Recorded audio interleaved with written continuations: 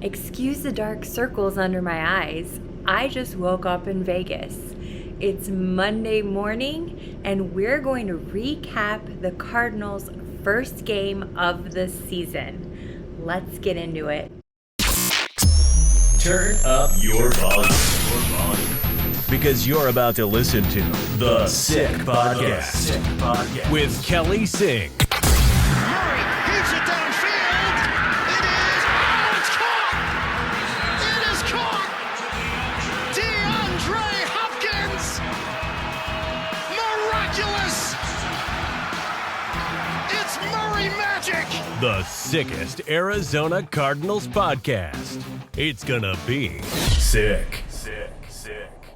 Welcome to the sickest Arizona Cardinals podcast. I'm your host, Kelly Singh, humbly bringing you my thoughts as we recap this week's game. Week 1 of the 2023-2024 season is complete, and the Cardinals put up a heck of a fight. I will have to say that. Despite losing 20-16 to the Washington Commanders, I do feel like the team was able to silence some of the naysayers, maybe even me, not really.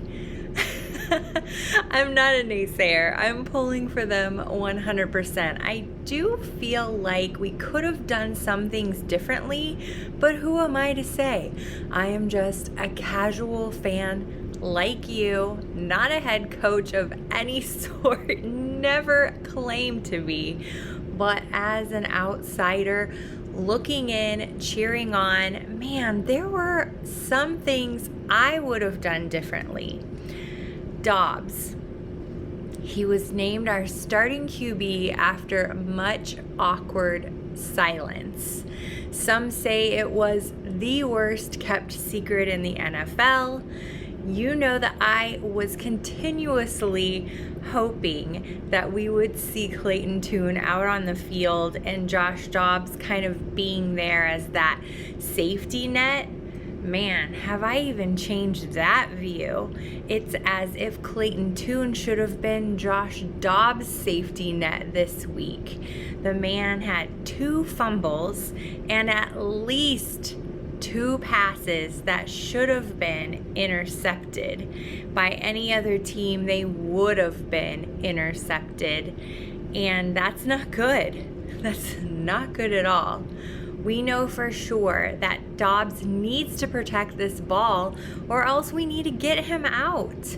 What we've seen from Clayton Tune is he definitely knows how to drive the ball, whether it's passing, whether it's running, whether it's escaping off to the sideline. That guy knows how to move the ball, whereas it felt like Dobbs was just scrambling and lost at times.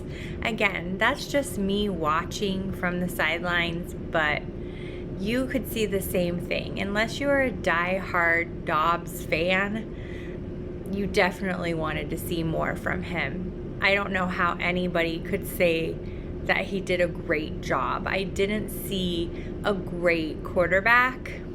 When I posed this question to Twitter, I got feedback about Tune wouldn't have done any better. And I'm going to have to disagree with that, because what we've seen from Clayton Tune is a lot more movement, a lot more vision of the entire field, a lot more awareness of what's going on around him, and then having the wherewithal to run. He's got legs.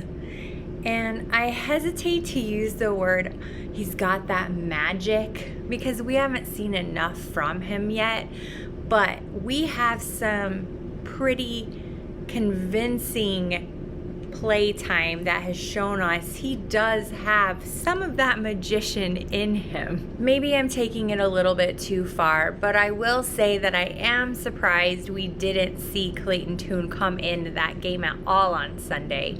With all of the lead up, the co-promoting, I actually was thinking he would come in at halftime. However, it was at halftime that the Cardinals did go into the locker room with a lead. So maybe it's not so far-fetched that Dobbs came back out after the half, but certainly during that third quarter or even in the fourth quarter, I feel as if we should have seen some more from Clayton Tune. One thing is for certain. Any fan will tell you this, probably any non-fan will tell you this. Had Kyler Murray been healthy and had been in this game, the Cardinals would likely have been 1-0 rather than 0-1. What do you think? Let me know on that former app called Twitter at Kelly in Phoenix. What do you think of the quarterback situation? Do you think Dobbs is the guy? I personally hesitate to even give him one more week. I would love to see us give the opportunity to Clayton Tune if we're just going to be trying stuff. But let me know what you think. All in all, it was a really fun game to watch. We had an exciting defense, which happened to help bring this game from the small screens at sportsbooks into the featured larger screens. I happened to be watching at Circa Sportsbook here in Las Vegas, and they moved the Cardinals game to one of the featured screens, which made it really exciting to watch. The highlight for me and for anyone watching, I'm sure, was that defense. The defense went out there and managed to score a touchdown. Not only that, there were 6 sacks. That is fantastic, especially if any of you happen to play the Cardinals D in any of your props or fantasy leagues. Kudos to you. It looks like Gannon is getting those killers that he asked for. However, being a killer can also cause some costly mistakes. There were some vicious hits that caused penalties. Penalties do not win games, but I do appreciate the heart.